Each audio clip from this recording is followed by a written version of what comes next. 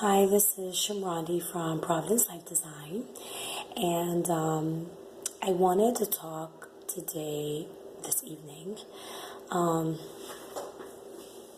about interior design and how it's spiritual, right? So I've come across many customers where they should be in the process of making decisions and they can't make any decisions. They can't even really get a clear thought about what it is that they want for their home. And what I discover upon asking a lot of questions, right? Because we ask a lot of questions as interior designers. We need to be in a place where we're thinking for the customer. So when we're shopping market, I need to know oh, she's going to love this. Oh, this may go well with something else based on what it is that I see, what I've seen her pick out, her hobbies, his hobbies. This is what he does. I've seen this in artwork at his house, whatever the case may be, right? So, because we ask a lot of questions, we are gathering information about the client so we can be able to point them in the right direction. So if it's a consultation, it's just point them in the right direction, right? And then consultations don't always turn into full project managing. But when families are on a budget, or if it's a new homeowner or a young couple or something and they're on a budget, the consultation is satisfactory, right? Because then they're really, really clear, right? I'm super thorough. Super thorough. So what I know is that interior design is really spiritual.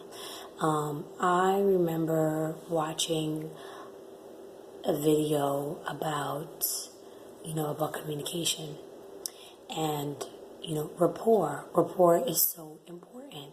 So I noticed that I am quicker or more eager to work with a family or couple or individual that I have a good rapport with. And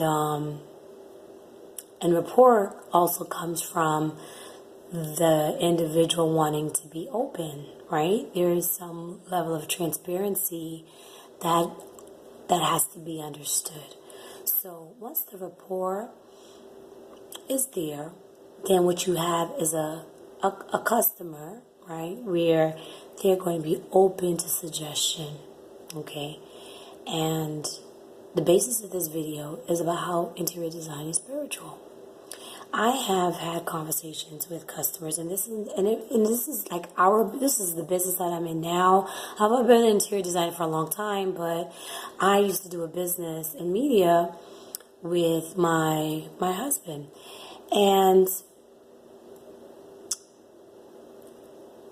what we discovered and what I discovered very quickly, and I used to say it all the time, not all money is good money, right? You don't want to take someone's money and they're going to be stressing you out, right? And then the worst thing is when you go into contract with a customer and you're watching them stress everybody out, right? And then all the chips just fall apart after the wedding has already happened, and, after the event has already happened, and it's just a hot mess, right? So one thing that I've learned over the years is and the same thing in relationships, right? Watch out for those pink flags, those flags that are not just yet red. And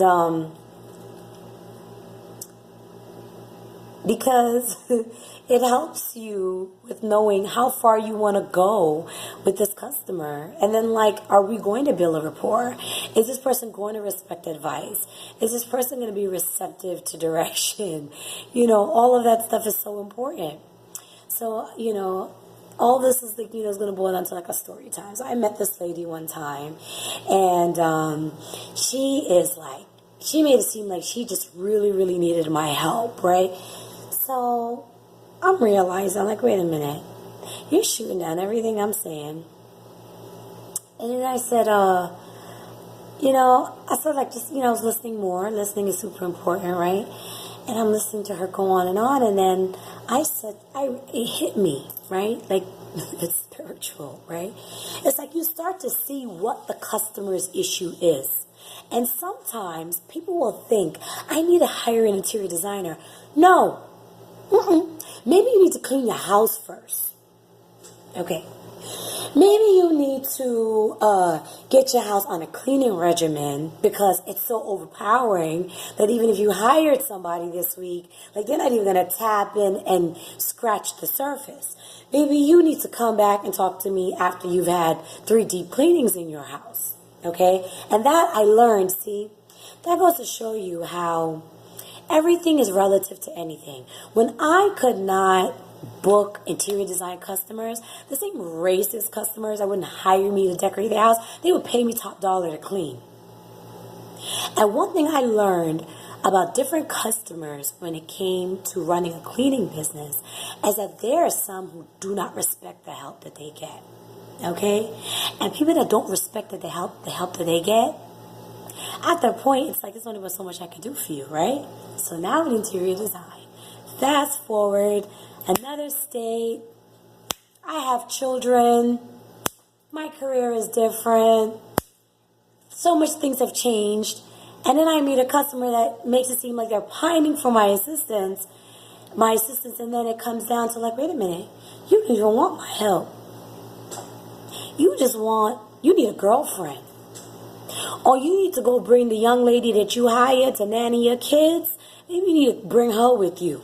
Okay. Maybe you need to sit down and have her, just give her some hot chocolate, let her sit down and hear you rant and rave. So, interior design is spiritual. Some people do not want to fix their problem. I said to the customer, when I realized that this is going to end up with us having hours and hours of dialogue and no resolution to her needs, I said to her, you might need a home clearing first, okay? I said, you might need to clear the energy in your house. She retorts and says, I got to get rid of the mold first. Money is not an issue for you. You have been in active construction for over a year.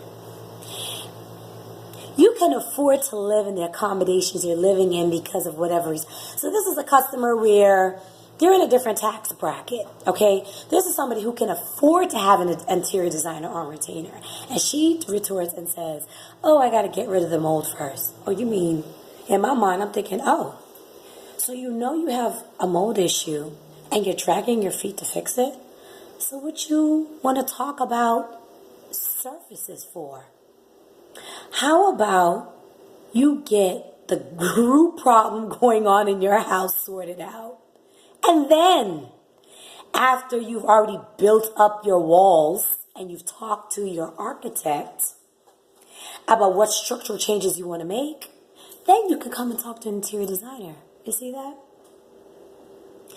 Like, this story, I could tell you stories upon stories upon stories where people want to hold on to stuff they don't need and they just got all this sentimental crap around. Yeah, that stuff is blocking your energy. That's why you can't figure out what kind of tile you want in your house.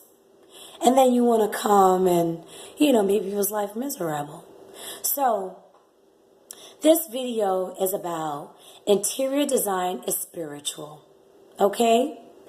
And sometimes you got to take care of a root cause before you come and bring someone else in to the situation going on in your home.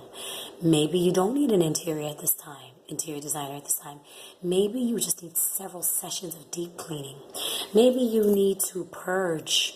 Maybe you need to throw away the stuff from the ex-boyfriend and the stuff from the this and the stuff from the that and the stuff from the last owner of the house, and open your windows and give your house a good cleaning.